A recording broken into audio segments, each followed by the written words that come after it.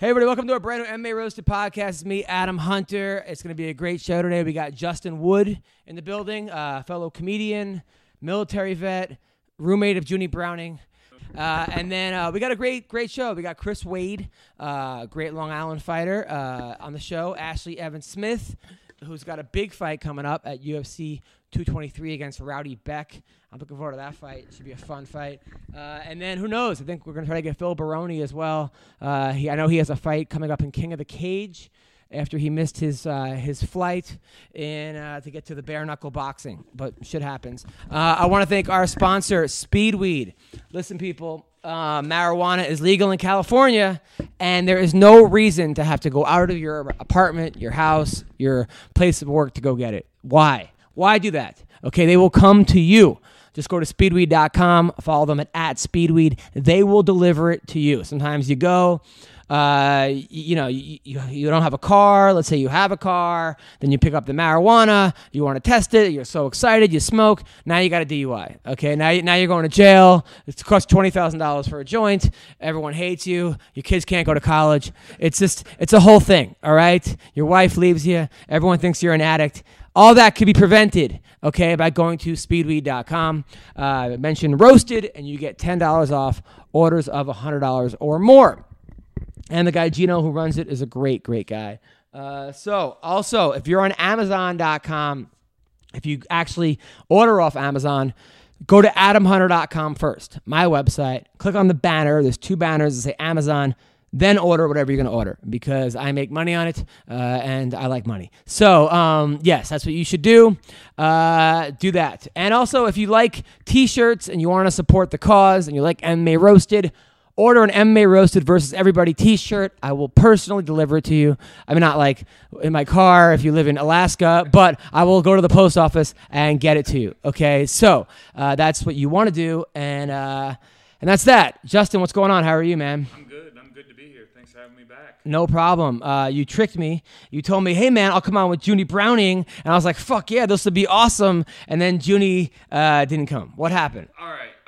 So I was talking to him, we brought the idea up about 2 weeks ago when he came and did my show. And, I was talking to him, and he told me that he's trying to get out of the MMA spotlight. And I was like, you haven't been in the MMA spotlight for a while. Like, yeah, he's been in a cop spotlight. Yeah. But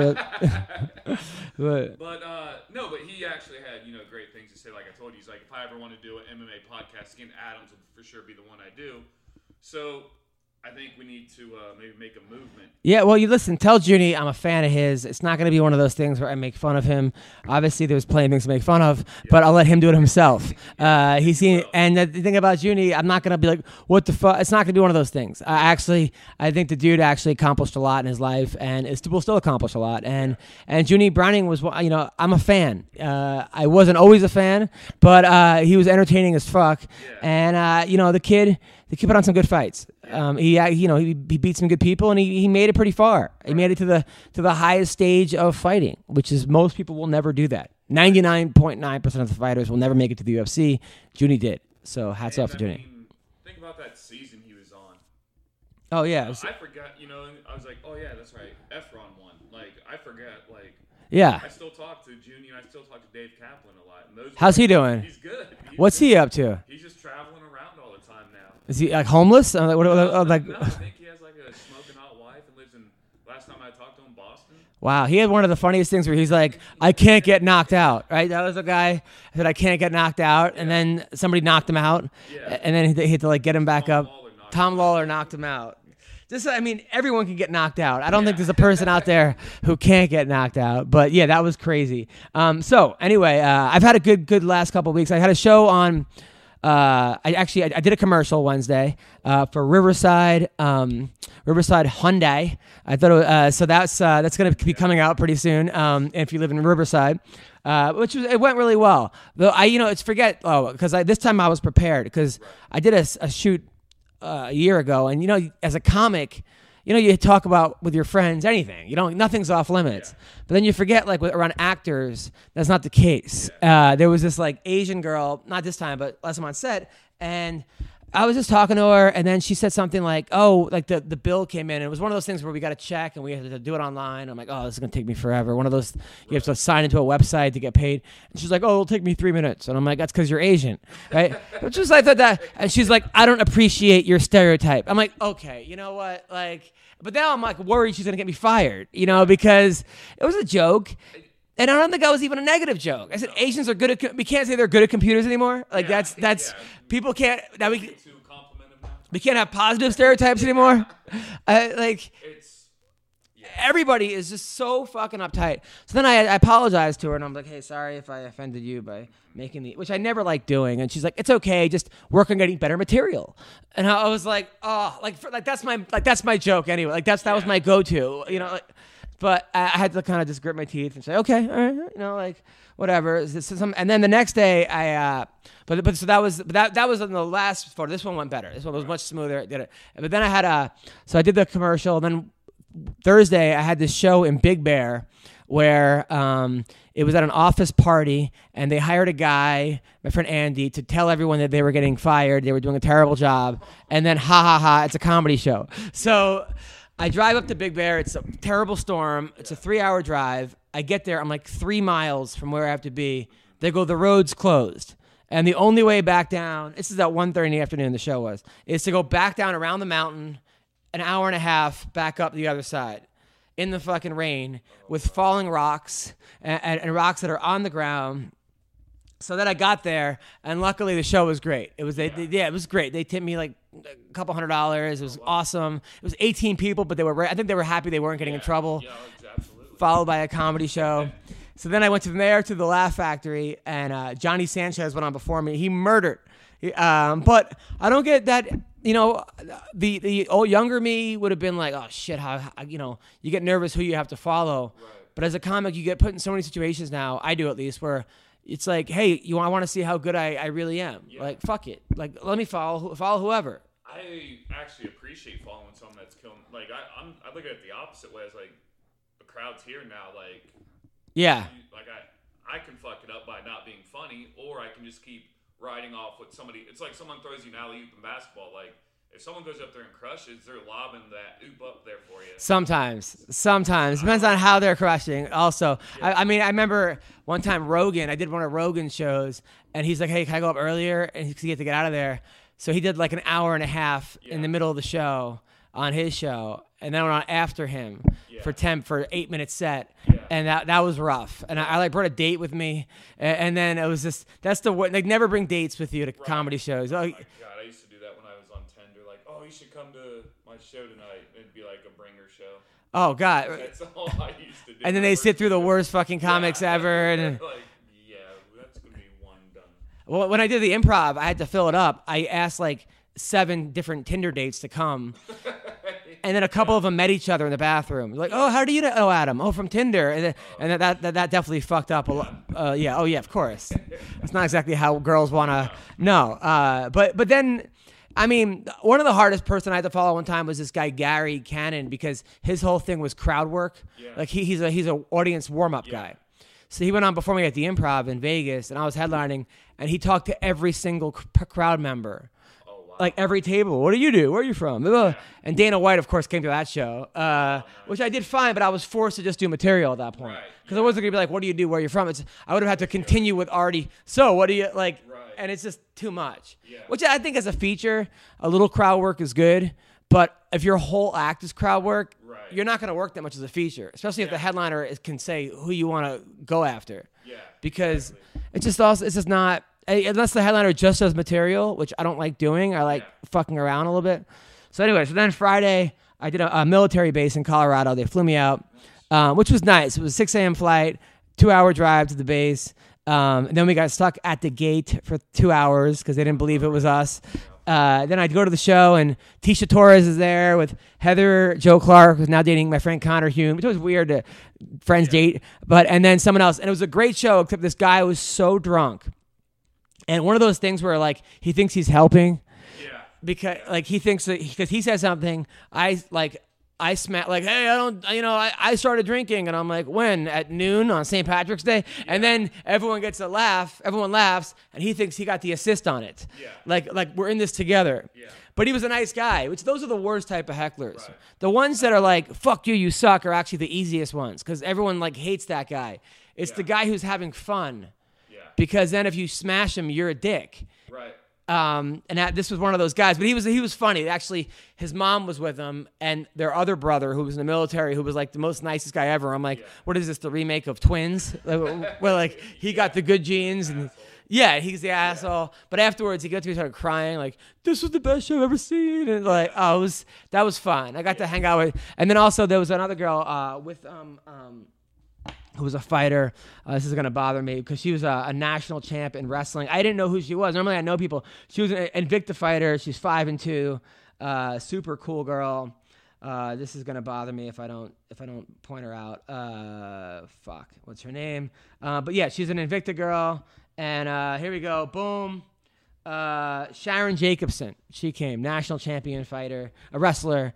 In MMA now, has a couple cool wins. A win over Jamie Moyle, so that was cool. And then the Colorado was fun. And then the guy was like, when the guy was screaming out, he's like, "I love you." I'm like, "Yeah, me and Jack Daniels." So I got him good. I got him really good. That was fun. And then last night was the Dime, which was like, it's always funny whenever I have like the best comics, we have the least amount of crowd members for some reason. And whenever I have like kind of a weaker lineup, it's like everyone's there. I think a lot of times because the good comics don't promote, they don't give a fuck. Those all just show up for a set. The newer guys like, oh, I'm gonna bring my friends, you know, exactly. Even though I don't require it to them. So it was one of those shows. It was a good show, but my pet peeve is when comics go up there and bring their fucking notebooks. Yeah. Like I could see putting your phone on the stool, glancing over. That's cool.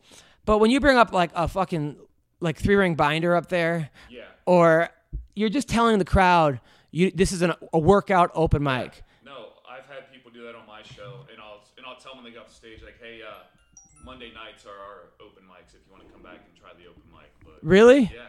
See, I don't have the balls to say that but I'll just tell them like, hey, listen, it's a lose-lose, because if I tell them beforehand like, hey, please don't bring up your notebook, they're gonna go, oh, I wouldn't do that.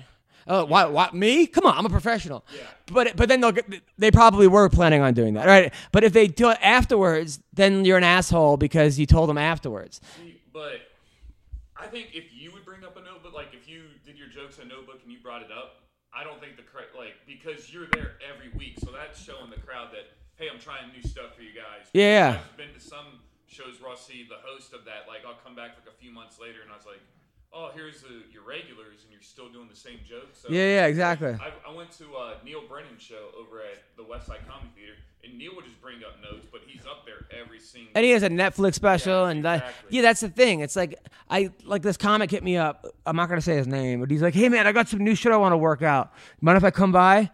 And I wrote back. I go, here, I'm going to correct your text to me. Yeah. Like, hey Adam, I'm going to do my really good jokes that I know work, and probably put in a couple new jokes too, because I want you, because I know you're going to be spending time all week trying to get a crowd in there to come see me. And the guy goes, fuck you, man. And he got all fucking angry. And and then it became like a 10-minute fucking text back and forth, which we made up. But comics are such, I mean, they're such sensitive people.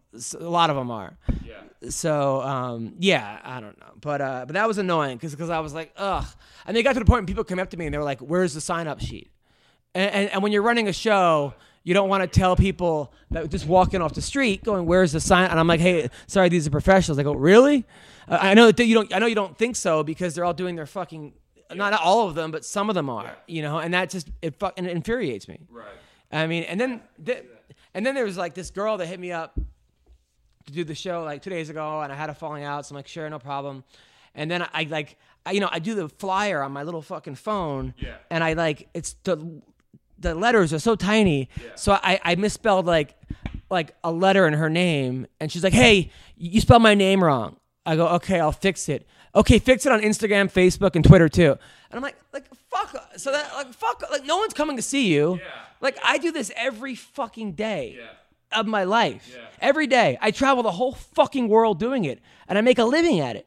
You know, you're some chick that like dabbles in it. I'm like, all right, sure, I'll throw you a bone, and then you're gonna give me a fucking heart. Make your own fucking flyer. Exactly. Yeah. Exactly. You know, when I do shows, I make my own fucking flyers for them. I don't wait till the venue gives me a flyer. I had one kid hit me up recently because when I make my flyers for my show, what I usually do, if anyone hits me up for a spot, I give them a spot. Whether it's like anytime soon, I'll like, okay, hey, come a month from now, I got a spot for you, because I like to have, you know, people that when someone looks at the flyer, like, oh, this will be a good show. Yeah. But then I'll have like 2 or 3 other people on the show, and he hit me up. He's like, hey, why isn't my picture on the flyer? And I told him, I was like, look, you know, I just do this because right now, and I didn't like sound like an asshole. I was like, there's social media followings when they share it that can help me. Yeah. He's like, well, I can pack the room. Then pack like, the room. Please do. Yeah, Please do. and I'll bring you back again. And of course, he didn't. And he so butthurt. And he didn't pack the room, right? No, you're like not even a year into comedy, and I think I had like Lori Kilmartin, Christopher Angiola, and Graham Elwood on the flyer. Yeah. Like, where's my picture? I'm like, so fuck. No, they don't. They don't understand how it works ever. I had a girl hit me up. There was a girl that like I had heard, like did the roast battle, and then like was late and called the fire department or something on them. So she hit me up for a spot, and I told her, I go, last time I brought you, I put you on the show, not knowing I gave you a spot. I had all these comics complain about you on the pulling the fire alarm or calling the fire department. Did that? I go, did that happen? I didn't make any. I go, did that happen? yeah.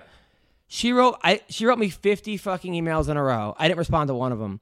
You know, I'm a woman. I work hard. They're drug addicts. They're losers. Fuck them. I didn't do that. Oh, blah, blah, blah. Yeah, blah. And just off. I'm like, dude, you're obviously mentally unstable. Yeah. Like, I cannot have you near me. No. Like, I honestly wish that, like I was just trying to be nice, and now it just fucking blew up in my face. Anyway, so let's talk about MMA. This is an MMA podcast, not me bitching at fucking...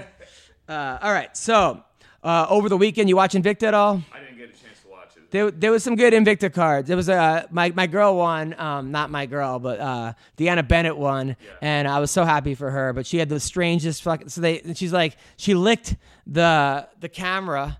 She's like, oh my God, the camera in her face. And she's like, oh my God, this is great. I'm so happy. I'm not happy. I'm so happy. Oh, this is awkward, just like my dating life. And it was hilarious. I loved every minute of it, but she's insane. But I'm a fan of hers. I was happy she won. And then there's some other girl, some young girl that lost, but she was 18 years old. Forgot her name, but she had a shirt saying like pro guns, pro USA, and then just she got pro fucked up. But she's tough. The chick is tough. 18 years old. I mean, to even be doing this at 18. So that was cool. And then I actually did watch the LFA. I like LFA. Yeah. There was one thing where on the amateur car, one of the amateurs, the heavyweight, you see what happened? The back. Yeah, he knocked the guy out and then did a fuck. But it wasn't even like his knockout. Yeah. So he was in trouble. Like he went down and the guy knocked himself out trying to land a punch. Yeah. And then look, if that's how you win your fight, by the guy knocking himself out, you don't deserve to do a fucking backflip, especially off the guy's fucking back. Like backflip does not mean off the guy's fucking spine. You know, like so the guy did a fucking and then Colby Covington wrote like he didn't even land the fucking thing, and then like Lorenz Larkin, holy fuck was he pissed? I didn't see it. Oh yeah, I'll just read you a little bit of what Lorenz Larkin wrote. Good for Lorenz Larkin, but he did not and like you know what. What the fuck was that? I understand you're happy and like you won your fight, and I guess the guy's really upset. But is this really how you wanna like go about it? Yeah. Like, is this? I mean, come on, man. I mean, Lorenz Larkin fucking went ballistic. Man, I gotta find it. He was really really fucking angry. So. I don't know. Also, Ricky Simone looked really good. Yeah, this kid, he got called up to the UFC. I'm happy for him. Also, in the Invicta thing, it was the first ring boy. You see that? Oh, yeah. Elias Theodoro. I think he did fine. People said that he kind of stole the show. Yeah. look, I not to me. I mean, I wasn't really watching it for him, but fuck it. I mean, I think if it brings, eyes to it, that's good. Hannibal Buress, I guess, is sponsoring the event now. Oh, really? So he has HannibalBuress.com all over the mat, and his face and his eye, like that was just so random. Yeah. I guess he's a fan. So okay, Larkin writes, "You fucking piece of shit. I never in my life fucking seen any type of classless shit like that, and I've been in the game for a while. I know Ed Soares is one hell of a fucking promoter. He will handle it to the fullest fucking potential he can. But I hope no other fucking promotions, no matter how you fucking do in your career, pick your sorry ass up. And I'm so glad you're not on the higher fucking level so I can get my hands on you, you piece of fucking shit." So, I guess how do you really feel, Lorenz Larkin? But yeah, man, that's what happens. Was that even his partner or anything that got knocked, like a training partner that got knocked out, or? I probably. That does seem like he had an investment in it. I'm not sure, but I know Kelvin Gastelum got upset. He said there's no place in this. Yeah. So yeah. But yeah, if anyone watches before that, the knockout, he knocked himself out. If I'm that guy, I'm gonna quietly get my hand raised and walk out of the cage knowing that. You got a gift. Yeah. You got a gift. But yeah, maybe now people are talking about that, not the other thing, but still. Gary Tunnen, who I guess is this master jiu-jitsu guy, everyone talks about how good he is. He won his fight. He looked really good in 1FC, which kind of sucks that Askren left. But I still think Askren's probably light years ahead of him at this point. But that would have been a sick fight. A sick fight. I'm not even sure they're in the same weight class. Josh Barnett, he actually his USADA, he actually beat USADA. It got overturned. Yeah. So good for him. I actually said this is his first win in 4 years. I texted him beforehand and go, "Hey, is it cool if I say this?" And he said, "Ha, go ahead, sure." And he goes, "By the way, I beat Arlovsky." I'm like, "Okay, I know. I just fucking jokes." Yeah, but yes, I know Usada's like 90-0. Yeah, I mean he basically beat the greatest of all time. So yeah, so I'm happy for him. And then what else can we talk about? What's his name? Is now Ponzinibbio is fighting Kamaru Usman. I saw that. That's a good fight. I like it. I was really hoping for the Usman and Kobe fight. Yeah, but Kobe's fighting RDA. Oh, yeah. We're going to keep giving 155ers? Well, no. RDA's up at 170. Yeah. His last fights have been at 170. He got completely sucked out at 155. Yeah. And it's for an interim belt. Because, I mean, they're saying, this is for an interim belt. Fuck it, right? Tyron's well, they're saying he actually did a good job at comedy. That's what you told me that. He did off air. You told me he did a great job. Better than I would say 99. It was probably the best debut I've ever seen. Yeah. And Tyron's a natural at comedy. Shit. But at the same time, I don't think this is this interim belt thing is just getting ridiculous. Yeah. They're just throwing him out now. And the guys that he's fought a fucking who's who of fighting. Yeah. You can't say he's ducked anybody. No. Fought Wonderboy twice. He fought Maya. He fought Robbie Lawler. And those are his last 4 fights. I could see this being labeled a #1 contender fight. Yeah. But I don't think there should be. How long has he been out? And how long was Conor out before they finally... Right.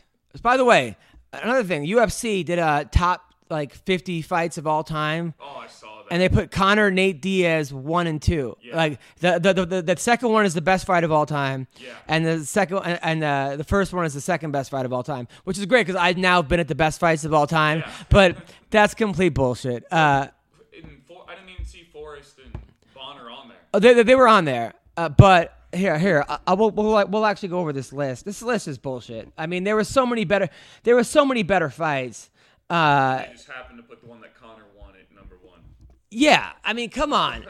First of all, that second fight, it was a good fight. Yeah. Was it that dramatic? Was it even close to Robbie Lawler versus Rory McDonald? No, not even. It wasn't even as good as Korean Zombie versus the fucking. The Mexican dude that used to throw fucking crazy haymakers. Yeah. Who am I thinking of? He trained over at the ranch. Look up Korean zombie fights. But yeah, so this is ridiculous. This is the best. Okay, so now that the UFC best fights of all time. Leonard Garcia. It wasn't. It wasn't even in that. Leonard Garcia, Korean Zombie, might have been one of the. And Brian Stan, Vanderlei Silva, has to be absolutely. One of the best fights of all time. That fight was insane. There was, and of course, Forrest, Griffin Bonner. Yeah. But there was so many. Why would they do that? That's just. Come on. That's just stupid. It's like, how thirsty are you guys for, like, look, I get it. Conor, I tune in every time he fights. Yes. Let's not get ahead of ourselves and say that's number one and number two. Every single fight that's ever happened. Oh, yeah, of course. This drama is a big part of fighting. Yeah. A huge part of fighting. Yeah. Brian Barberena, Colby Covington, I think, was actually a more exciting fight. But there's obviously the Frankie Edgar, Gray Maynard fights were just insane. 2 and 3. Yeah. I think 2. Those were just amazing fights. You can go on it. I thought the Henry Cejudo Benavidez fight was a great fight. Of course, Gustafsson, John Jones. Yeah. That fight was insane. And I think a lot of these fights are on the list, but that 1 and 2, I can't even find. I guess someone took it off Google, that list. So we're talking about that. So what else is going on in the world of MMA? Floyd Mayweather now. They say training this week. Come on. That's so stupid. Yeah. That is so. It's never gonna happen. He's never gonna get into the. If he gets to the octagon, I don't know. What will I do? I don't know. If he gets in the octagon, CB Gold will bang Joe the Kid Perez. Okay, that's what I'm saying. Yeah, live on Periscope. Or maybe Joe will bang CB. One of them will bang each other. But yeah, come on. That is so dumb. That's just dumb. And now let's talk about UFC 223 because that's obviously the biggest fight coming up. I'm looking forward to that fight. Everyone's looking forward to that fight. I actually would like to be going. I'm like, why am I not going to that? I probably could go, but I don't know. Brooklyn's kind of far. So we're looking at that fight right there. Actually, April 7th. That's the next big one. So the Fight Press prelims on that. You got Zabit. Oh, this kid is really good. Zabit Magomedsharipov. I don't know. This dude, I watched him fight, and I'm like, this is the next big thing. Yeah. Yeah, he just has that it factor. And he's the first fight on Fight Pass prelims. That's how good this card is. Beck Rawlings, Ashley Evans Smith. Artem Lobov, probably the best fighter who's 14-14 in the history of fighter. Except I think Baroni's up there too. He's fighting Bruce Leroy. I don't think Leroy's ever been in a. He's just ever. No, he's entertaining. That's on the. Yeah, it's on the undercard. That's on the Fight Pass undercard. Joe Lozon versus Chris Gruchemizer. Grits. That's a good fight right there. Ray Borg versus Brandon Moreno. Moreno, he came out of nowhere with his couple, and then now Ray Borg. Man, I was hoping he would pull off that Demetrius Johnson win, but not only did he not do that, but the way that finish was insane. Yeah. I don't even know how you even teach that, but hopefully this will be Borg's comeback. Felice Herrig versus Carolina Kolchevic. Felice Herrig is actually, I think she's won like 4 in a row. Yeah. She's coming. Look at, at one point she lost to Paige Van Zandt on Fox, and now she's like, she's just coming into her own. Good for her. But Carolina's no joke. That's a tough Polish chick. I find that the Eastern European girls, for some reason, they kind of do it for me because they have no facial expression and they got great bodies and they just look like they'd be like, take off your pants, put it into my asshole. They just seem like those kind of girls. I don't know. And then Ally Quinta is taking on Paul Felder, the Irish Dragon, versus Raging Al. Hopefully Al wins this fight. Yeah. He should win. Chiesa versus Pettis. I'm picking Chiesa in this one. Too.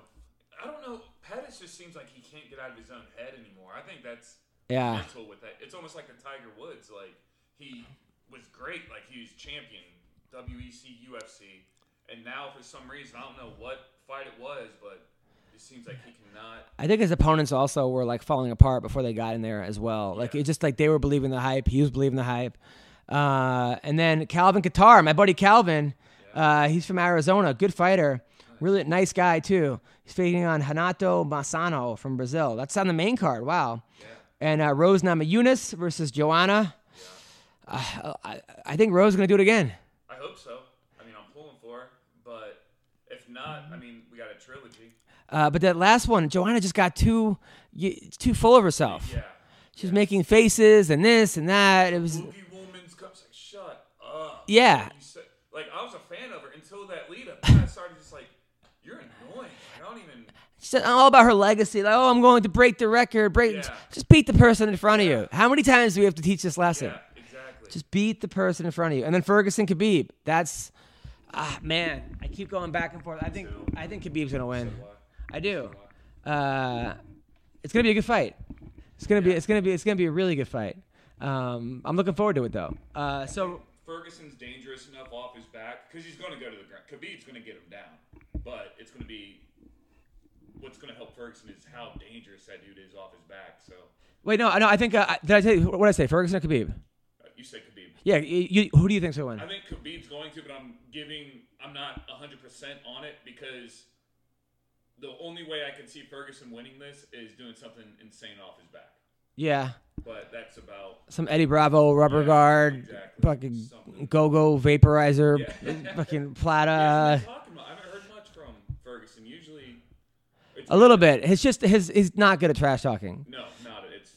Really I mean, he's not the worst at it, but it's just not his thing. Yeah. You know, he's just. Exactly.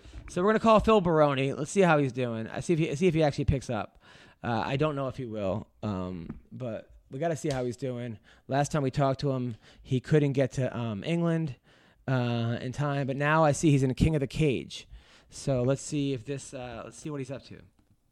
So boom, Phil Baroni. Here we go. All right.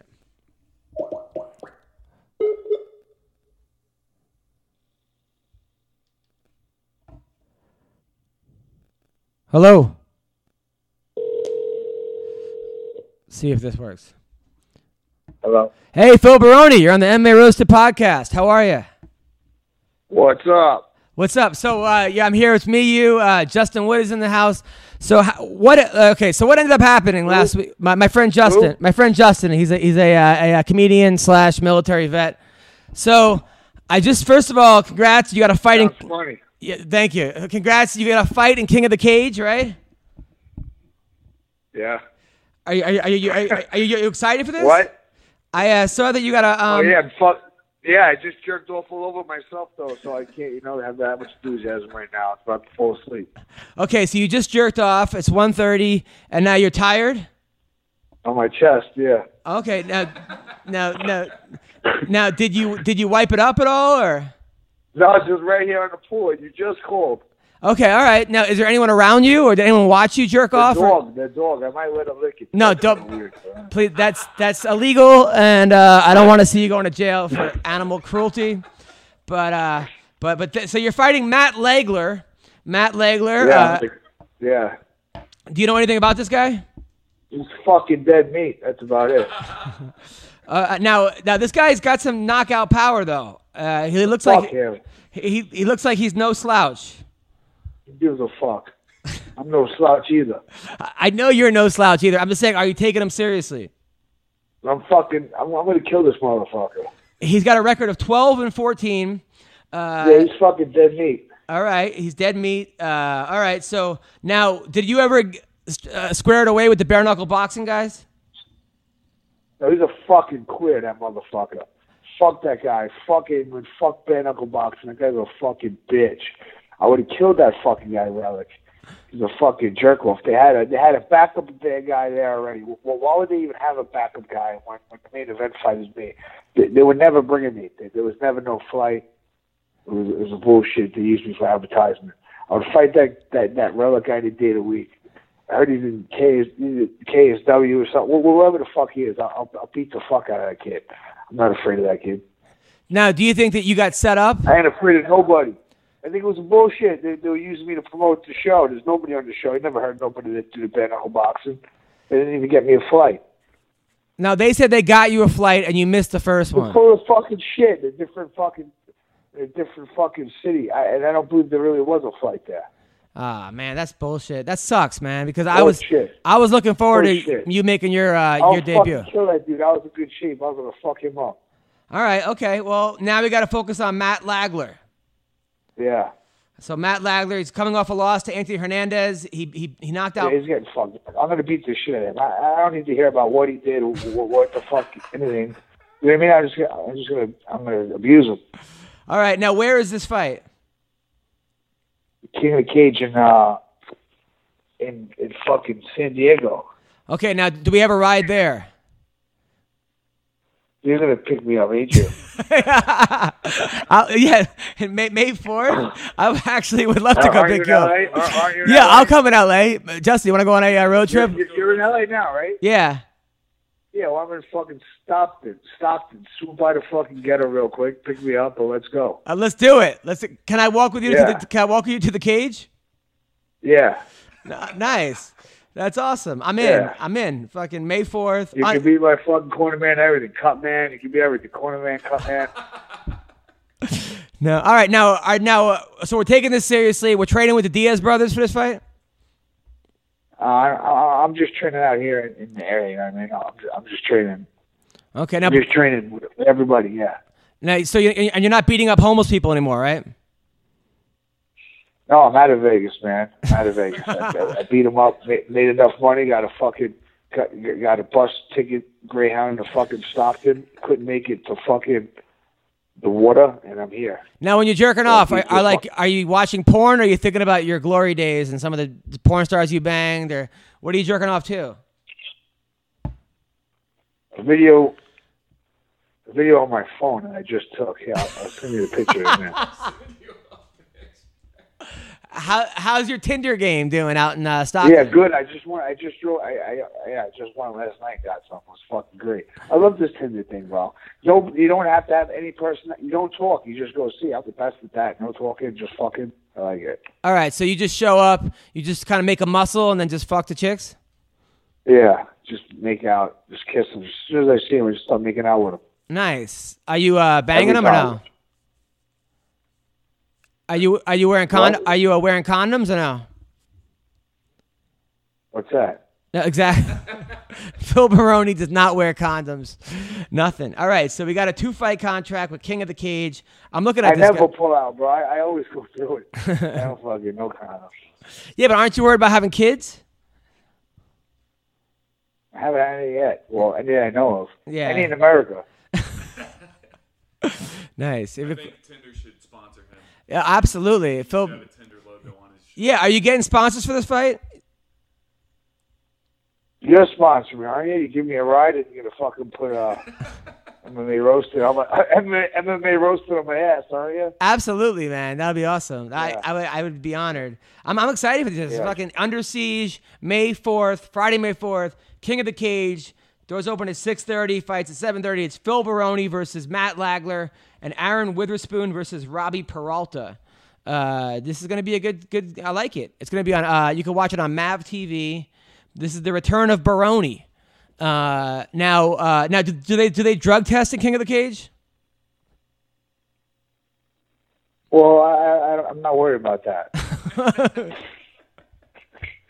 Good. Okay, good. All right. We'll worry about that. We'll worry about that after the fight. You get in there and fuck some dudes up first. Okay. Now, what weight is this fight at? Good question. What? Wait, you don't even know what weight you're fighting at, Phil? I think 185. I'm fighting this motherfucker tonight. 185, I think. Okay, but what do you? I mean, sometimes I see you're like 170, and then I see you like another 2 weeks later, you're 230. Yeah, I'm like 30. Yeah, I'm like 230. You're 230 now, so you got to make it to 185. Are you? I mean, are you cutting? This is like a month away. It's not that I never miss weight. I'll make weight. Don't worry about it. I'm going to come in there huge, smash this dude. All right. Now, who do you like? The weight. I'm not worried about the fucking weight. You know what I mean? That's some bull pussy shit. All these dudes worrying about the weight. Fucking go in the store and stop fucking crying and make the fucking weight. It's fucking ridiculous. A bunch of fucking pussies crying about the weight. Be doing their weight cuts. Yeah, I never heard of such a thing. Dudes every day, wrestlers every day, twice a week, sometimes 3 times a week, cut way more than these fucking pussy little want to be MMA fighters that want to cry about cutting weight and cry about fucking all this shit. You know, it's ridiculous. All cutting weight cuttings been going on since the beginning of time. That's when wrestling has been invented, and it should be left alone. Yeah, I kind of agree with you. If you can't cut weight, then you wrestle weight class up. If you don't make weight, you're out. Next time you should be cut and you should make a weight class. Guys don't make fucking weight. Now, who do you like, by the way, Ferguson or Khabib? I can't bet against Khabib. I've been training with him. He's a beast. Oh yeah. Oh, he's an AK guy. Yeah. Have you ever? How do you do against him in sparring? I would fucking knock him out, but he's a good wrestler. I believe it, man. I would fucking kill him. Are you serious? He's 155 pounds. My dick's bigger than him. I would knock him the fucking across the room. Your dick's bigger than him, really? Yeah, he's a pretty big wrestler, though. Yeah, I mean, yeah, but how do you do against him in wrestling? I'm fucking way bigger than him. I'm a 2-time All-American. I'll fucking smash his little ass. Now, how did you do when you were at AKA against like Luke Rockhold or against Daniel Cormier? Daniel Cormier beats me up. Before I left AKA, I was wrestling with Luke Rockhold a lot. Yeah. I was wrestling with him a lot. And how did you do against him? I was one of his only.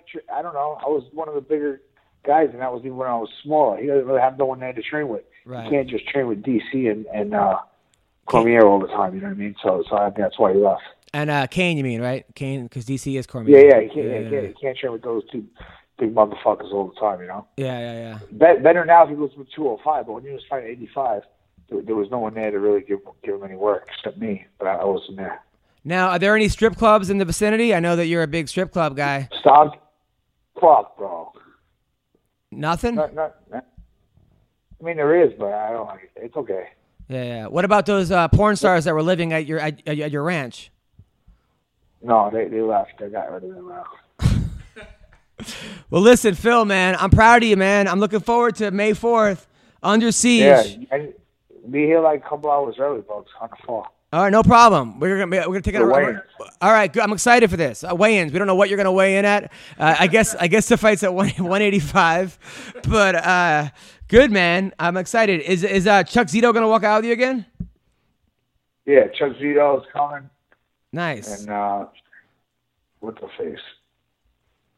Fucking Bonnie Rotten. What? What about Bonnie Rotten? I see that you're with her sometimes. No. Fucking, oh, fuck, bro. Man, I smoked too much weed. What the fuck? This is me. Can't remember. It's fucking hot chick, bro. Yeah. All right, some hot chick. Good. Listen, Phil. She's pretty hot. And she did a lot of movies, but now she only does them with girls. Did you ever bang her? Yeah. I'm banging her right now. She's gonna walk me up. Good. All right, cool. Well, thanks, brother. I appreciate it. I'll talk to you soon. See you, Pav. Later. All right, that was Phil Baroni, one of a kind. I don't know if I'm in town that week. Yeah. Fuck. If I am though, I would fucking love to. I know. Dude, he's got to win this fight. This guy looks.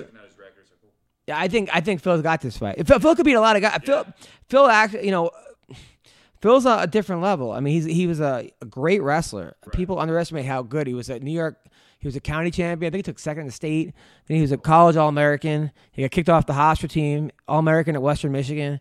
He was a 4-0 as a boxer. He beat Dave Monet back in the day. I mean, he's had so many battles. But fucking Phil Baroni. How do you not root for that guy? Yeah. I'm in Naples, Florida that week. Fuck. Otherwise, I would be there in a heartbeat.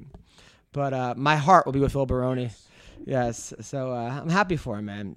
I like about Phil though is that so diplomatic, doesn't really always, wants to say the right thing, doesn't want to offend anybody. Yeah. Very well spoken. They don't make him like Phil Baroni anymore. He actually graduated from Hofstra or in college. His major was to be a guidance counselor. That was his major. I think he still has could you imagine that was your guidance counselor? You go in there and you're like, yeah, and people don't like me, and I'm sorry. Look, you're a fucking pussy, all right? You get to fucking do some fucking steroids. Fucking. Look, go home and jack off on your chest, and then come back and talk to me about this again. Go be a man. Dude, just let it sit there for a few minutes. Take a couple calls. Dude, on Instagram, I posted my wedding photo, and I put best day of my life, and everyone was like, "Congratulations, love you." And then Phil goes, he wrote, "You look small, do some steroids," and then put needle emojis. He actually found the needle emojis. People, Hims, it's a new wellness brand for men. 66% of men lose their hair by age of 35. I know that I've lost my hair about that time. It's not good. And when you start to notice the hair loss, it's too late. It's over. It's easier to keep the hair you have than to replace the hair you've lost. Is that hairline slowly starting to move backwards? Any bald spots yet? You know it's there, okay? You deny it. You look away. You start doing different haircuts. Hairs that grow in that were not there all of a sudden. Just one. I'm like, what are you, visiting? Is this a reunion? All right? I ask you, do you want a bald spot to pop up, or do you want to do something about it first? Okay, be proactive. Go on the offense. Do you want your hairline to recede, or do you want to do something about it first? Why do guys turn to weird solutions or do nothing when they can turn to medicine and science? And here's the solution. 4hims.com. It's a one-stop shop for hair loss, skincare, sexual wellness for men. Thanks to science, baldness can be optional. Hims connects you with real doctors and medical-grade solutions to treat hair loss. Well-known generic equivalents to name brand prescriptions to help you keep your hair.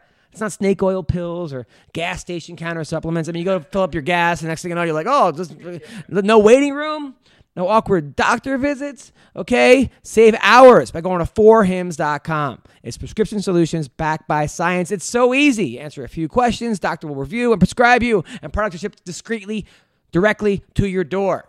Listen, order now. My listeners get a trial month of Hims for just $5 today, right now, while supplies last. So go to the website for full details. This would cost hundreds if you went to the doctor or a pharmacy. So go to 4hims.com/roasted. That's FORHIMS.com/roasted.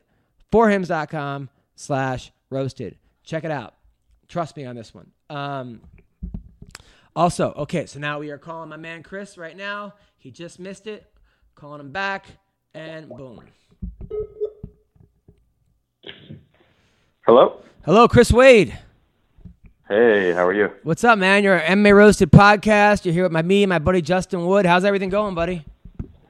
I'm good. How are you guys? Good, man. Good. I was doing some research about you. Fellow Long Island guy. I actually, you were born in Rockville Center. I used to live in Rockville Center. I went to Oceanside High School.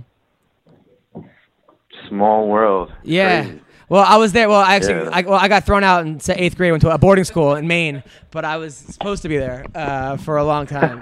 Did you? Yeah, you got thrown out? Well, I got thrown out of my house, kind of. But I ended up going to. It was the best experience. I actually needed it. I went to a alternative prep school, but yeah, you were a Long Island wrestling phenom. You were the New York State champion. Yes. Yeah. That's amazing. I was going back. It's crazy. It's going to be 12 years now, I think. Wow. So, and that was so fast. I feel like that was like 2 weeks ago that I came back from that tournament. And that was your senior year? I said I feel like that was just 2 weeks ago that I came back from that tournament in high school, and all of a sudden I'm 30. It's crazy. It happens. But that was your senior year of wrestling when you won the states? Yeah, that was my senior year. You know, the format used to be a little bit different, where there was no such thing as wild cards. Now there's guys that you could go up and win still, even if you didn't win your section. But I lost in the sectional finals the year before as a junior. The kid that beat me, he had a big comeback on me. I had a big lead, and he wound up taking second in the state. So I would have been in the finals probably a couple times. I just didn't get up there. Right. Well, I mean, just winning the New York State senior year is incredible. And then where did you go after that? After that, I went to wrestle D1 at Binghamton, upstate. And I only spent a year there because I really wound up not liking it up there. Just the whole environment. It was raining all the time, cloudy, just depressing. And I did pretty well. I took fourth at the conference tournament as a freshman, but we have a small conference, so only the winner went, and wild cards, like 2 or 3 for the whole conference. So I was a freshman, so I had no shot at a wild card. That's crazy. But that's crazy. I actually wrestled for Binghamton also. Did you? Yeah, No. I swear to God, for like a semester, but I wrestled under Coach Gumbel. This is probably, I know Gumbel. Yeah. I know Gumbel. Yeah, from Mark Gumbel. Yeah. I got recruited to Binghamton, but it was D3 when I went there. You went there when they brought it back, it was his first year back as D1 after they got rid of it for a couple of years. Yeah. So I was up there. Billy Baldwin was back in it. I think he still is. Yeah, it was. Yeah. I was there. I hated Binghamton too. I actually absolutely hated it. It's the worst. It's like this rainy. Did you used to hang out at the Rat? At the Rat and Uncle Tony's, and Yep. That's crazy. Yeah. Yeah. But wrestling was the only part that I actually liked because it was fun. But then I was just like, I got way too into it. I'm like, I'll go D3. It won't be my whole life, and then it's just wrestling. It's your entire life. But it consumes you no matter what if you take it seriously. Yeah. That's crazy. So you went to Binghamton. You left. The coach must have flipped though when you left, right? Well, no, he didn't flip because he left. Oh, the coach left. And he went to VTech after 1 year. He's actually still coaching. His name's Tony Roby, but I think he's coaching at VTech now. And he left after 1 season. Him and my assistant coach. They got out of there. They went to a better program. I don't blame them, but me and him kind of butted heads a little bit, so he didn't try taking me with him. Oh, okay. So I came back home to Nassau, good old Nassau Community College.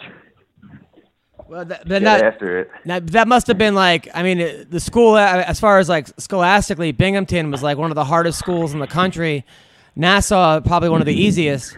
That must have been pretty easy, right? That must have been a fucking... Oh, yeah, it was night and day, but I wasn't applying myself in Binghamton because I hated it so much. I was just partying or hanging out in my room and skipping class. I was just really trying to tank it on purpose to get out of there. So I came back home to Nassau. It was easy. I got back on the dean's list right away. It was night and day with the schoolwork. Did you get laid at all in Binghamton? Because it was pretty hard. Those girls were not giving it up that easy. Oh, it was disgusting up there. That's part of the reason I left. There's slim pickings, as I called it. It was, and if they were out, there wasn't enough alcohol around, you know? Yeah, no, they're definitely not the hottest. Because then I saw that you went to Oneonta, right? You ended up going to Oneonta. I made a comeback. Yeah, after 2 or 3 years, I took a hiatus after Nassau because I wanted to wrestle D1 again at Hofstra, but they had committed to some other guys, so I said, screw it. I'm just going to stay home and coach. And then I got the itch to compete again. So I went, my buddy that I wrestled with in high school, he was wrestling at Oneonta, so we would go out hanging out at night, and he'd be in my ear the whole night. You got to get up. I got to get you up here. You got to come back and wrestle. So I went to visit him up at school, and it was a blast. I was like, this place is way better than Binghamton. It's all party. It's like the hottest chicks ever. They all party. They're all down to fuck. It is night and day. My sister went there, and I used to go visit her friends, and it was just oh my God. It was every girl went from Nassau Community College to Oneonta. They go to school with glitter on their face from the night before.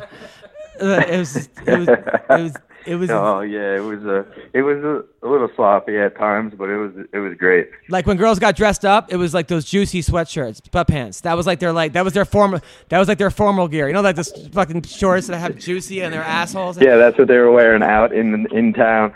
Now, when you wrestled for Oneonta, now you're going back to a D3 program. Were you just murdering everybody? It was honestly weird. Like, I used to get into some scraps now and again. So me and my buddy went back to Binghamton to visit because I still had friends there. Actually, it was me and my ex-girlfriend went to go visit them, and I wound up getting in like a pretty nasty like fight in the street, and I was punching this white dude. He had dreadlocks, but I like got a hold of his head and his dreadlocks, and I was just uppercutting the shit out of him. And my thumb, like I missed his face one time, and my thumb got caught up all in his hair, and I snapped my thumb. Oh. So I had to have surgery like right before this was in like September, and the season was starting like in 2 weeks. Oh. So I wound up missing half the year because I went in the cast first for like 5 weeks, and they were like, you were really close to needing surgery. And then like I was supposed to have the cast on for 6 weeks, and in the 5th week he's like, you need surgery. So then I had to get surgery and do another like 6 weeks in a cast. So it was like a rehab process the entire time to try to get right for the national tournament. And then I wound up taking 5th, but I wrestled like so high up. I didn't even cut weight. I was just lifting like a monster. I wrestled 174, I think. Wow. So you took 5th in the NCAA Division III Nationals. Still tough. Still really good. But for yeah, I got most pins in that tournament too. I had like 4 pins or something like that. So then you go back home. You're living in Long Island now. Do you what are you doing with your life? Are you working? What are you doing? No, I kind of came home. They knew that I was really considering fighting right at that time because my coach was trying to get me to stay for another year. He knew I wanted to do MMA. Because I came home those 2 years that after Nassau that I didn't wrestle, I started to dabble in kickboxing, and I had a guy in town that was, he's bringing his son to youth wrestling that I was teaching, and he kept trying to get me into striking, and I finally went and hit some mitts, and I loved it. I was so happy just cracking mitts, and then so when I came home, I had that in my head that I was going to pursue that. So they were like, stay one more year, come on. And I was like, nah, I'm going back home. As soon as I got home, I linked back up with LaFleur, and Bermudez had just gotten to our gym. He was on the Ultimate Fighter show at that time, and it was only a couple of months before I wound up taking like my first amateur MMA fight. I mean, what a ride it's been. I'm looking at like some of your fights, man. You've had some great ones. Do you have any fights coming up, by the way? Well, with the new PFL deal that I just signed, it looks like I'm going to be fighting in June. What? You left the UFC? Yep. When did that happen? Thought you knew that. No, I didn't know that. When did that happen? Yeah, man, I've been at odds with them for like since July, basically, since my last fight.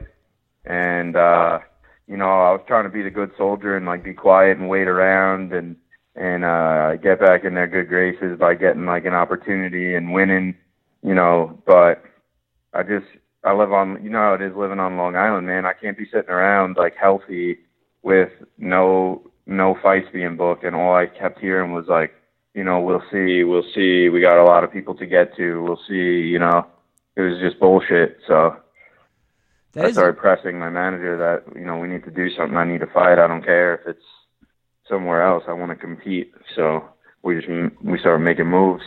But I mean, you were 5-2 in the UFC. You're coming off a win against Frankie Perez. Your 2 losses were to those fucking Dagestani maniacs, savage Russians. And those were close fights. They were. I almost knocked out Rustam.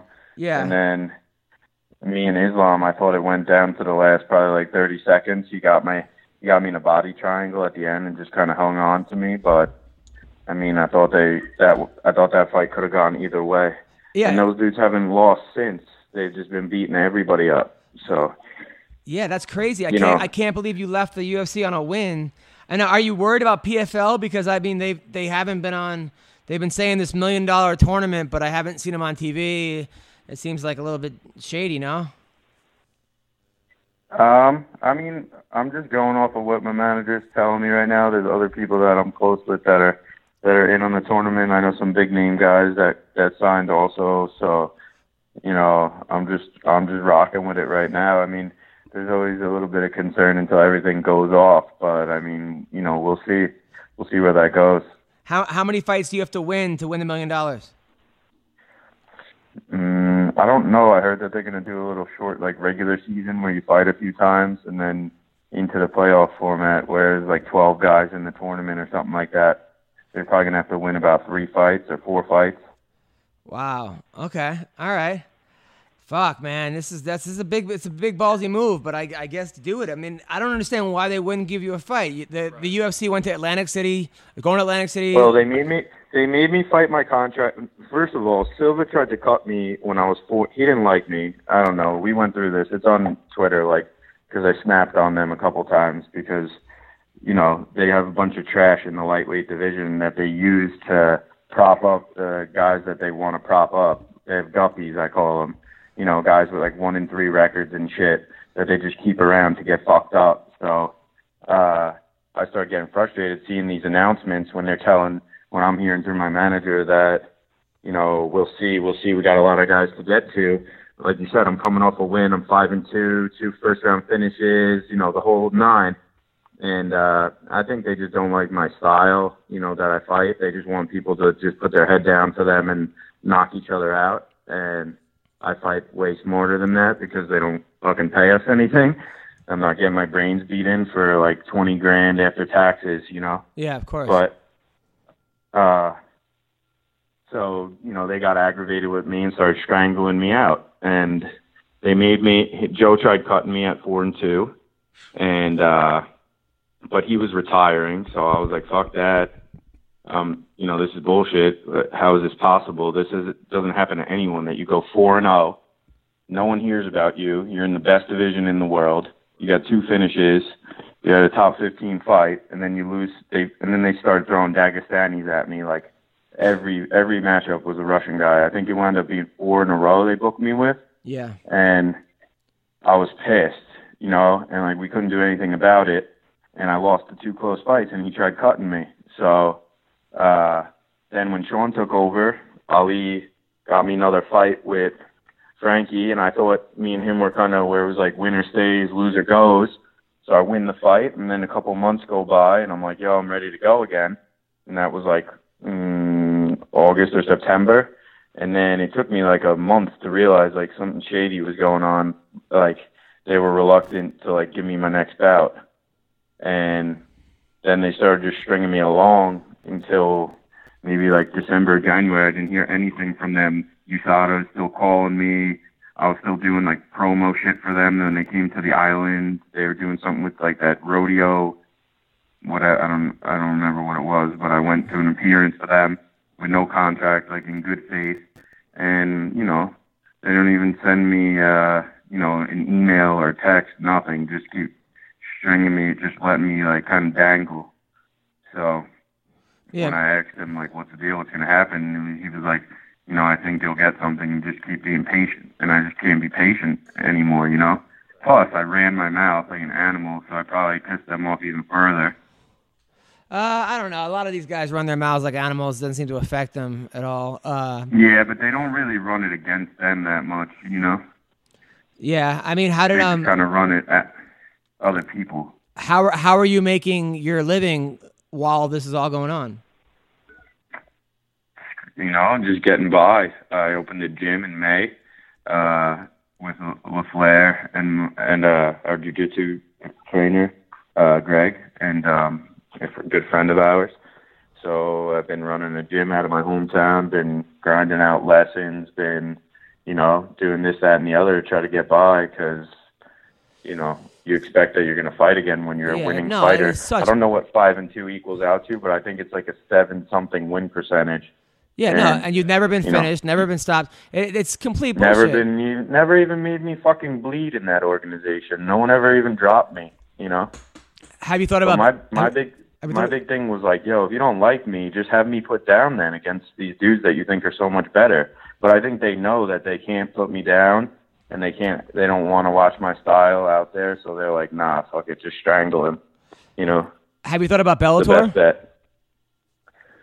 I mean, we kind of explored options for everybody, like right off the bat, like I guess like put out feelers everywhere, and they were the first ones. PFL was the first ones to come right back with something, and you know, I'm looking to get active like right away. I've been training and just waiting around, and I'm just tired of waiting around. You know, I just want to scrap. Now PFL's got some good. I mean, they got Andre Harrison, they got Lance Palmer, they got some tough guys there. I heard Shields is in this. I heard some names are in it. So yeah, I mean, Andre's my boy. He's another one that's been screwed by the UFC. Yeah, he's 16-0. He's probably the best featherweight in the world that's never gotten a run with them because they don't like his style. You know, they're shitheads. Yeah, I mean, he's 16-0. This kid, never been beaten the best guys, beat Lance Palmer, and they're not going to sign him, but they're going to sign CM Punk and is fucking, you know, looking for a guy to go in there. It's that's the problem. You know, I obviously love. They're running a carnival. They owe a ton of money, and they're trying to do anything they can, like a bazaar, to get people to come in and fill the seats. You know. Yeah. Nah, that kind of sucks, man. Because I'm obviously a fan of yours, and I'll watch any one of your fights. And but it just sucks the way that you've been treated because, you know, you finally get to the pinnacle, you finally get there, and you go 5-2, and then you can't get a fight. That doesn't make. And they're going to Atlantic City, they're going to Brooklyn, they're going to Utica. These are all places that you could, you know, draw at. Yeah, I've been questioning why they couldn't promote me and why they didn't. You know, like I thought I had the look and I can talk and I can back it up and I can fight and nobody can really. I don't get dominated ever. I'm always in a fight. You know, I'm really tough to beat. I'm a tough out. And, you know, for one reason or another, these fucking, I don't even know what to call them because they ain't fighters. They're just, you know, they leech off fighters. You know, it's like an emperor, you know, thumbs up, thumbs down. You got to please them first and foremost. And if you don't, and they don't like you, and they'll do whatever they want to you. They don't care about you, your family, nothing. Winning and losing doesn't matter. It matters how much money goes in their pocket, you know. Well, at least are you getting any laid at all in Long Island? Any hot chicks at like Sprats or? I got a girlfriend for a while now, but life hasn't been too bad. Nice. There you go. What does she do? She's a teacher. Oh, you got a nice girl, teacher. And then, yeah. There you go. You guys have a house, apartment together. You live together. Yeah, I mean, I've had a house I own with my brother since I basically got into the UFC. We bought it like right as I was having my first fight, so I've been here for a while.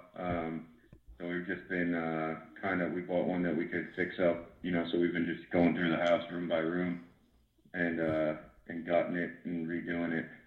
Now, is there any rival between your gym and like Al Iaquinta's gym and Aljamain's gym? No, we're all boys. Oh, okay. Like really tight, actually. There's no rivalry like at all. Everybody's always helping each other get ready for camps and sparring with each other to get ready for other guys, rooting for each other, cross training.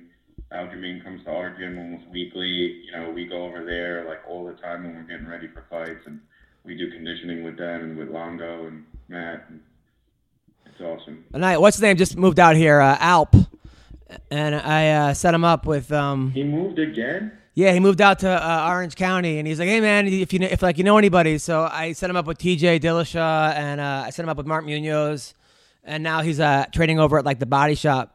I think he might have a fight coming up. So. Dude, that guy he's like a traveling man. You know, I wrestled with Alp at Nassau. Yeah, he's a good guy. Seems like a really good guy. Yeah, he's a really good dude. He just never stays in one place for longer than a couple of like months, I feel like. Well, he's Turkish, aren't they? Did they have like a big Ottoman Empire back in the day? Try to take over is that? Yeah, trying to conquer everything. Yeah.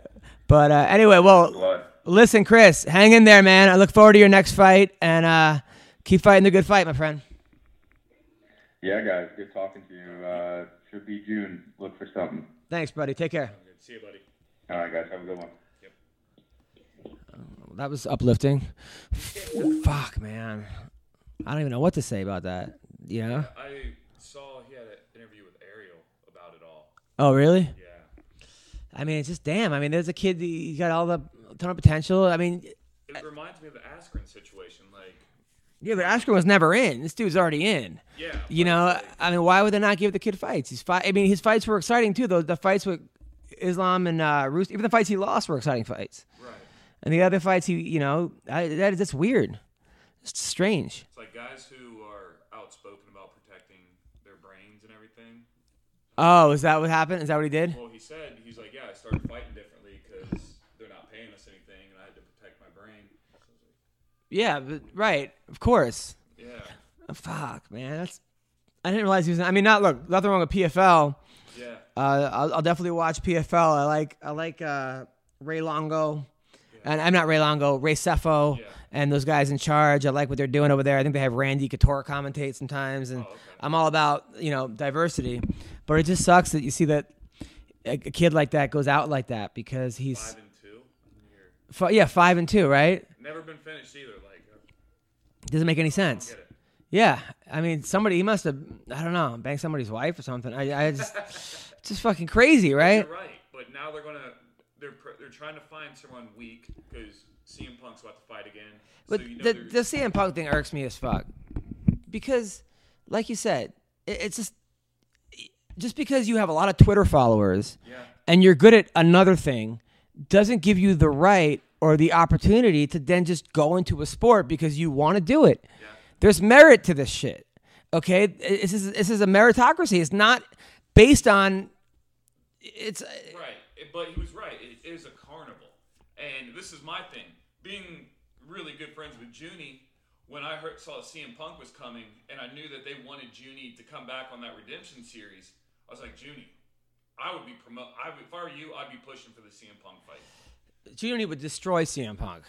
But it's a win-win. But they have to now go find somebody that's which now they got to put two people who don't deserve to be in there, and you got a guy like Chris Wade who can't get a fight. Right. You guy wrestling champion, a kickboxer, a college All-American. Right. You got a guy who actually deserves the fight, who's winning fights, who's fighting the best fighters out there, and he can't get a fight.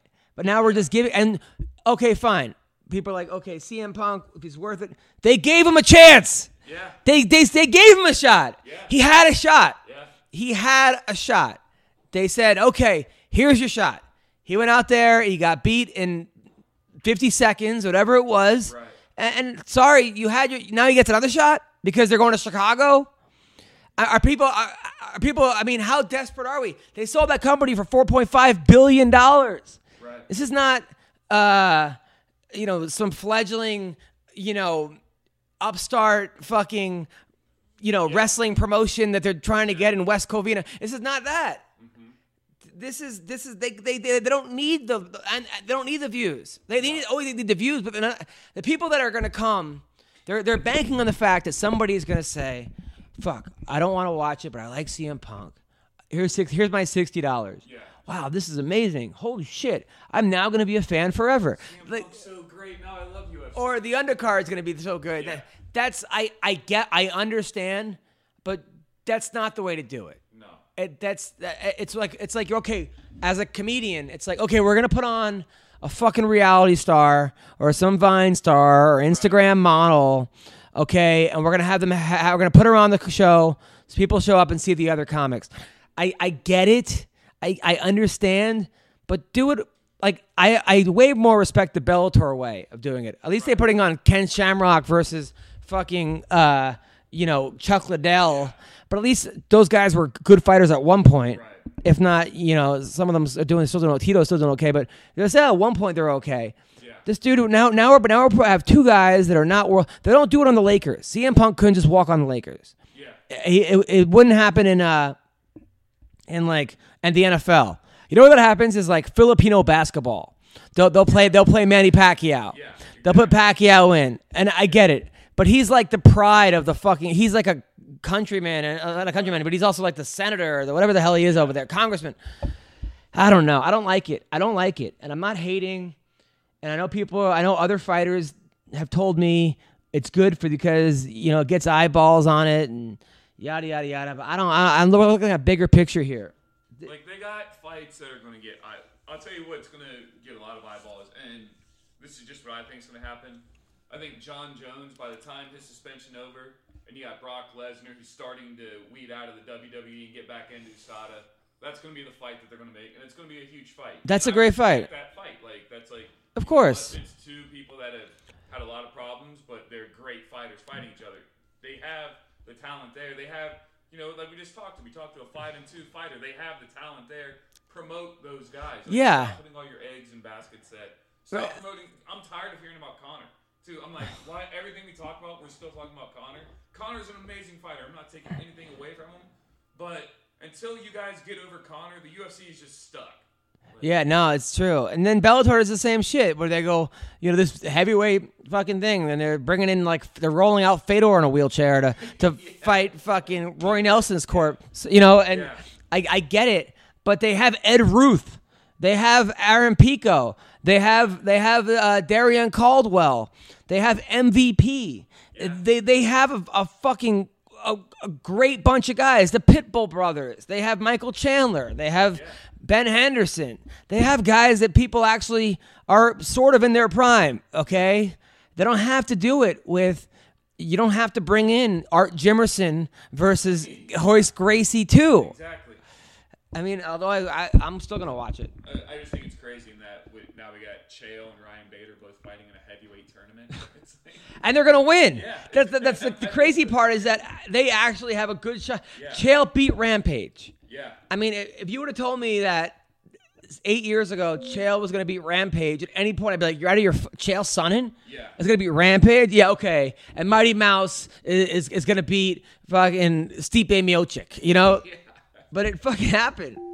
It happened, and he looked good doing it.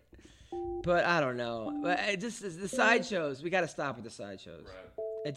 It just doesn't help. It doesn't help when you have guys like this dude who's 5-3 and can't get a fight and has to, has to make $20,000 a year, and he's been a pro. Yeah. I mean, put him on salary if that's going to happen. Yeah. Put him on salary where you get paid. The smaller guys you get $80,000 a year, $100,000 a year just to be in. Look, if you're a pro athlete in the NFL and you're like, I make $100,000 a year, people are gonna laugh at you. Yeah. They're gonna be like, oh, who do you play for? The fucking the Pee Wee team. Yeah. But if you're making $100,000 in the UFC, you're doing pretty good. Yeah. And that's which is sad. But don't they all get hired as independent contractors? And you still gotta follow all these rules. And the argument is that the NFL guy, well, you play 16 games. Right, so where the fighter, okay, fine, but this dude's still in training camp every day. Right. Still needs to make a living. I mean, if you put these guys on salary, I think they'd be a lot happier. Right. I think. I mean, some guys are never going to be happy. Right. But it's just anyway. We're calling a beautiful lady, Ashlee Evans Smith, coming off a tough loss to Sarah Morass. I did not see that happening. I was like, there's no way that's going to happen, but it happened. But Ashlee's my girl. She's coming up. She's fighting Rowdy Beck. It's going to be a good fight. And you can't underestimate Rowdy Beck. She hits hard. Hey, you reached Ashlee Evans Smith. I hate voicemails, so if you can tell. There you go. That's my girls. She hates voicemails. Like, who likes voicemails? Yeah. Anybody that actually likes voicemails? No, mine. The only time I ever listen to them is after my mailbox gets full and my phone. Of course, voicemails used to be the shit, though. Remember, you kids listening to this, you don't understand how easy you have it. Like back in the day, you had to remember people's phone numbers. You had to have a phone book. Yeah. And when you went to a club, you had to carry around a pen and a napkin, and you had to beg the bartender for a pen. Right. And he gave it to you he was like, "Oh, you better give this back to me." Yeah. And you were like a complete fucking asshole because you finally got a girl's number, and then you had to go run. And then half the time it was the wrong number, or you convinced yourself it wasn't the wrong number, right. And you just did the music, so you tried every variation of that last number. But these kids, you don't have to remember anything.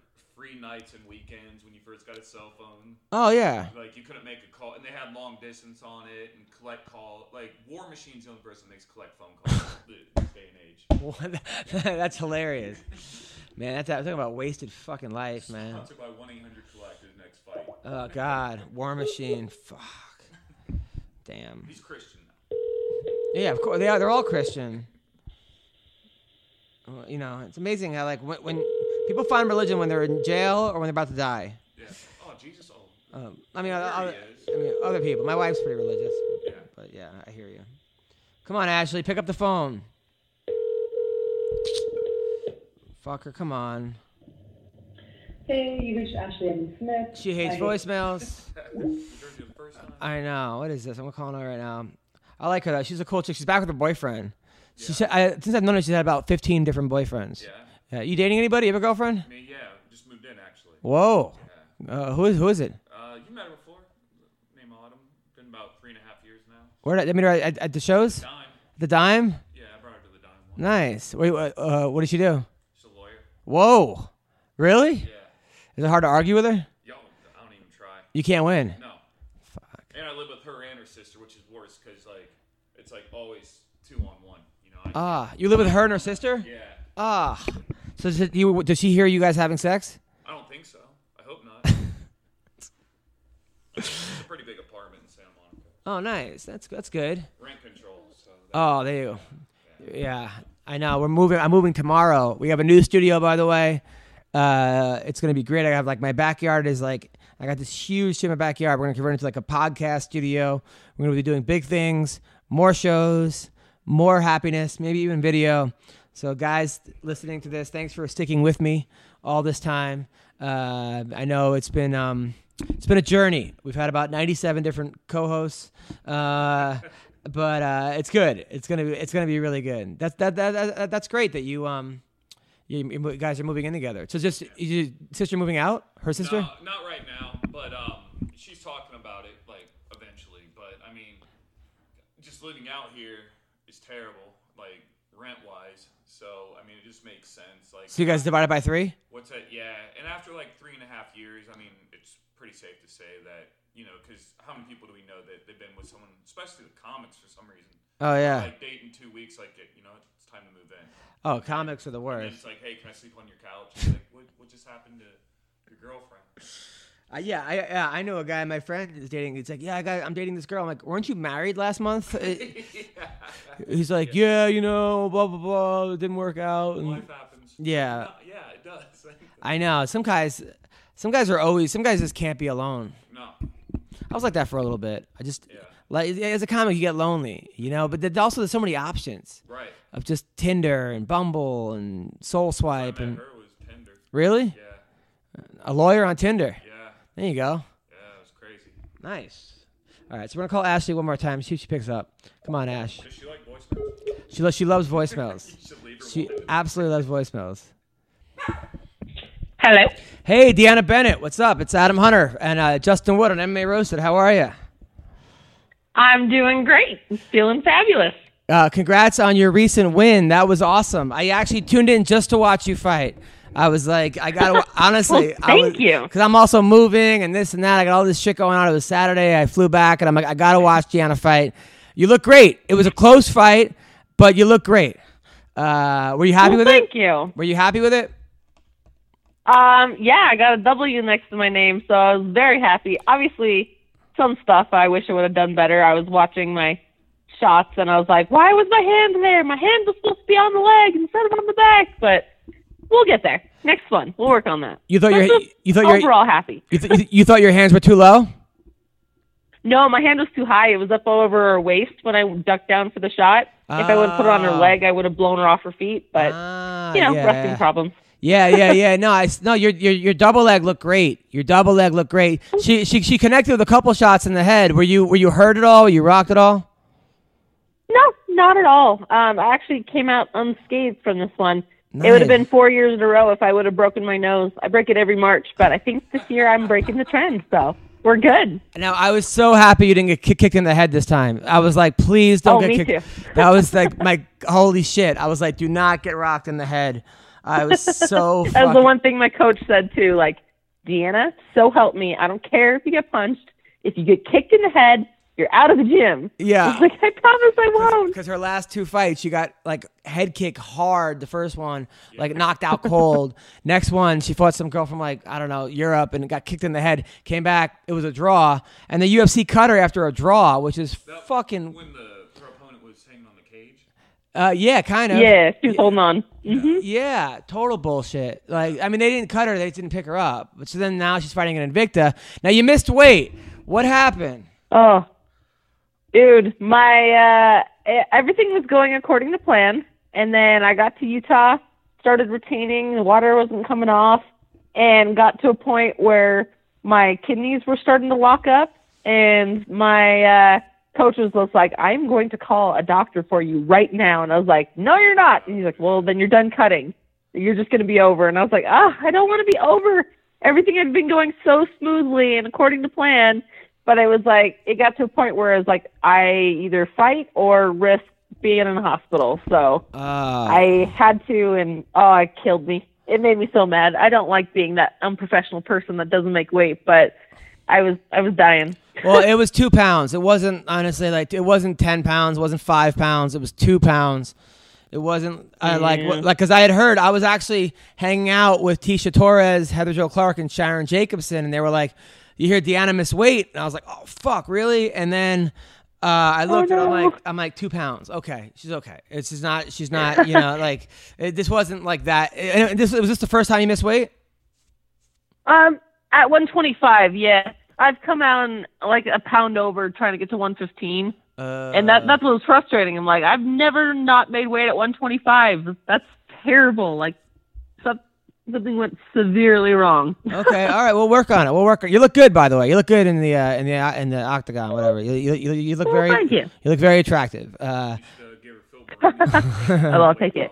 No, you did say that your post-fight speech was like, I said it was like every bad Tinder date I've ever had wrapped into one speech. You were all over the fucking place. You licked the camera. Was this why did you lick the camera? I would like to say, in my defense, my tongue did not actually touch the camera. Oh, okay. So the fact that I got called gross by Michael Chiesa on Twitter, I'm like, my defense, I'm like, it didn't actually touch the camera. Like, damn, it's not like I licked you. Take back your gross comments, sir. Well, the camera tested positive for HPV after that, so I thought that. Yeah, no. Yeah, they probably should definitely not test that. Yeah, I was a little all over the place. I was a little excited. I mean, there were some things where I was like, oh, there's no camera on me. I'm just gonna be my ridiculous self. And then my friend sent me a video clip from Site Pass with me like deep throating a water bottle, and I was like, oh, so they showed that. That's uncomfortable. That's hysterical, and we have to get into that in a second. So first of all, Chiesa is the grossest person I've ever met in my entire life. So he's an idiot for saying that. I know Chiesa, I love Chiesa, but give me a break. He's completely. I was like, that's the pot calling the kettle black, there, sir. Yeah, really. Like, calm down. Number one. Now, so you were deep throating a water bottle? Oh, did I say that? Yes. Yeah, I mean, if you go back and watch the replay, because my corner handed me a bottle of water, it was like, oh, water bottle, and then I just proceeded to put the entire top of it in my mouth. Wow. And then I turned, and there was a camera looking at me, and I was like, See, and I took it out. How could you not get a date? Okay, they're not going to show it. They showed it. How could you not get a date? You give girls lap dances. You can deep throat. And why are you still single? What is this? I know. What's happening in this world? Apparently, people, you just can't be tamed. I don't know. Yeah. So, now, are you on any kind of dating site? Bumble, Tinder, anything? No, I got cock blocked by Android. It was the worst. I was like, let's try and download Tinder. And I went on and I got a ghetto Android phone, and it said, Tinder app not compatible with version of phone or something like that. And I was like, seriously? Did my phone just cock block me? I think it did. You're like damn. You have a flip phone? Is that what's happened? I just have like an Android. No. I'm a little evolved beyond a flip phone. I mean, barely. It's an Android, but I was like, okay, apparently I need to get an iPhone if I want to download Tinder or something. Now, how are you still living in Pennsylvania or New Jersey? Jersey. Yep. I'm in Utah right now. I stayed a little bit extra to visit friends and family, but heading back to Jersey here soon. And how's that training with Frankie Edgar and Caitlin Kukukin, all those people? Amazing. I absolutely love it. Like, I have to be away from my dog while I'm there, and it's 100% worth it to get the training in there. Like, I never thought I'd be an East Coast person. I'm from California. I love the West Coast. And the fact that I'm out there, I'm like, all right, this is actually pretty cool. I like this. All right. Good. Well, I'm so proud of you. Who are you calling out? Who do you want to fight next? Honestly, the Invicta title is vacant at 125, and so I think me versus Vanessa Porto would be perfect to fill that vacancy. All right. Well, let's get a hashtag. Deanna versus Porto. Yeah. We'll get it going. By the way, and I think honestly, like I was watching this, I was trying to find that interview to show my wife. I'm like, you got to see this interview. My wife, like, she would have loved it. You got to start doing vlogs or something because you are so fucking strange. But in a hot way, in a very cute, adorable way, a very likable way. And thank you. But we got to take it. I will, just for you. You got to take advantage of this happen because I really think people would like. I mean, you're a fighter, but you're so quirky and like you're funny and you're laughing and you like dogs and you can deep throat. I'm telling you, you have all the makings of this amazing person. But we got to harness it. Because if you're gonna keep losing weight, you're gonna keep losing money. So we got to make that up. True. We got to make that back up. So, but channel this into a good method. Yes, this is gonna happen, and then hey, maybe I'll actually get a date one day. Yeah, possibly. Yeah, I'm sure just one damn date. I'm sure. Damn people. Apparently, I'm like repelling people like crazy. Yeah, fuck those people. I'll help you. I'll be your wingman on Twitter. Yes, 100%. Perfect. Well, thank you so much. There you go. Thank you, and have a good rest of the week. Oh, well, thank you. Always a pleasure talking to you. Always. Take care, Deanna. Take care. All right, that was Deanna Bennett. I like her. Yeah, she's cool. How could she not get a date? She's got to be selective. I mean, there's got to be. Women are funny. Like, I can't get a date.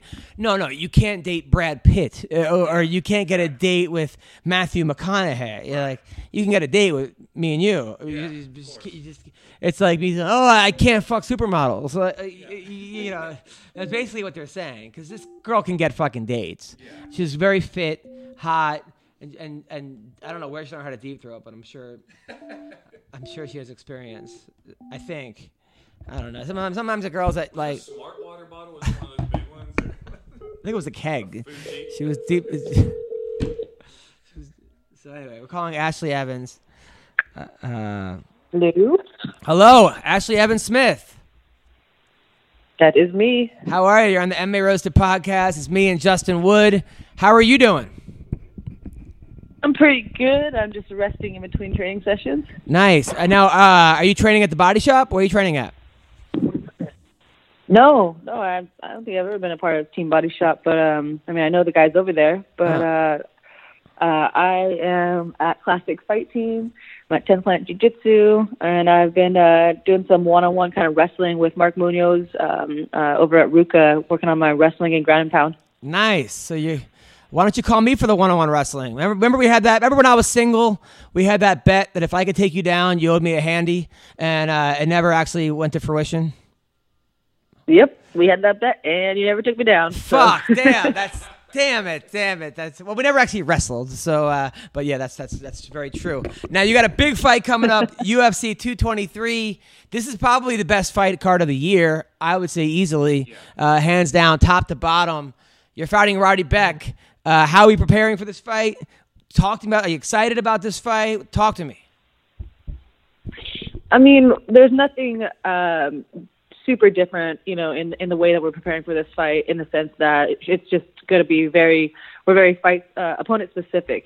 She's pretty one-dimensional in my opinion as far as being a boxer. She hasn't really developed or grown as a fighter in her career, like the last few fights or even back to her Invicta days. So, a lot of my training partners and coaches, we're working specifically for her. And, every time we drill, every time we spar, we have people that are emulating her style. So, and other than that, it's just the same, grind, working on my stuff, making my strength stronger, making my weaknesses stronger, and just kind of doing me, strength and conditioning, wrestling, boxing, all that kind of stuff that we normally do. Right. Now Beck does hit hard, though. She's a hard-hitting girl, good uppercut. Yeah, have you been hit by her?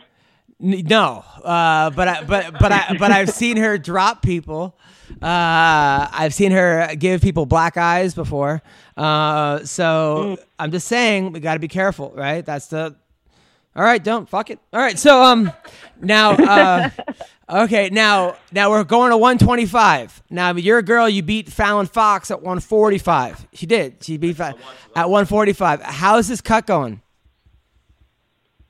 It's good. You know, everybody keeps asking me like, how are you doing this? How is it possible if you used to fight at 145, then 135, now 125? And I just tell people that it actually kind of happened on accident after my last fight with Cheesecake. Unfortunately, I got armbarred in the first round. I lost, didn't go my way, and I was very, very cautious during the injury period. And I was actually better on my diet than I had been during a fight camp because I was afraid of, you know, coming back after the injury and having to lose weight, get back in shape, and just be so far behind, you know, because of the injury. So the 125-pound division came about, and I was walking around almost, you know, on weight for 35s, and so I said, "Fuck it, let's try it out." And the weight cut's going really well.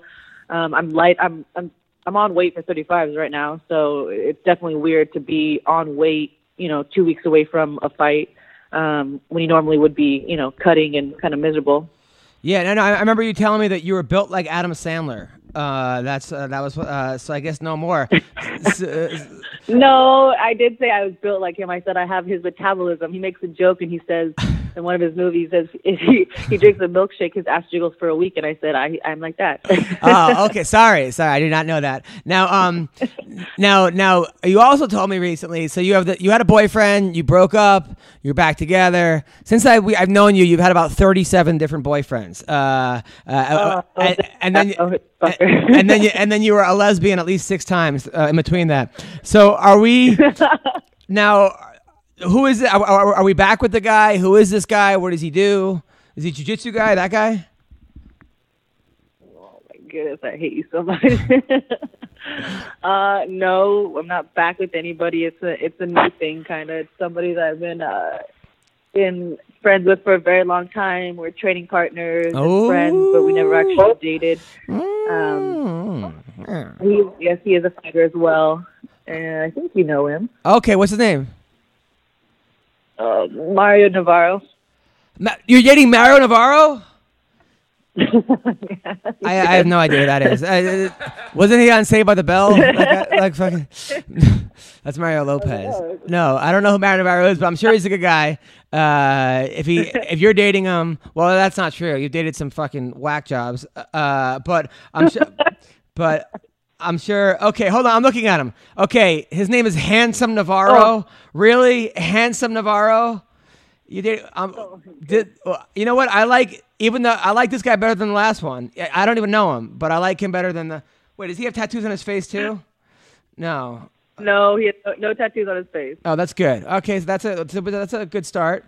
So okay, he's a Misfits MMA, Bellator featherweight, Glory featherweight. Wow, he's a dog lover.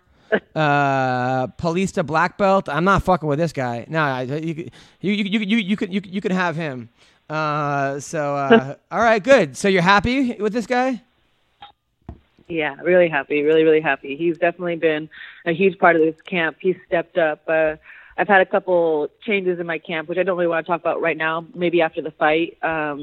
But he's been a huge training partner, a coach, just a really, really, really big part of my camp, and I'm really grateful to have him in my life. Well, if you like him, I like him, okay? So that's all that matters, is that you like him. However, I'm looking at one of your pictures right now on Instagram. You're showing you're like almost naked. Well, you're in like a bra and panty. You're on your feet on the bed, and your ass says, "Tattoo this." Now, do you want a tattoo on your ass, or is that like is that a reference to some other stuff? Like, what is that? And how did that happen? And who took the picture? That was a photo shoot I did for a sponsor, and they're kind of like a tattoo car, like clothing company. And so it was just kind of to promote the brand. And I'd never done anything like kind of risque before, so I said, "Fuck it, we'll try it." I mean, it's not even like a song. It's still kind of like if I was wearing a bikini, but I still felt shy, and so no. I mean, you fight in a cage for money. Nothing risque in your life.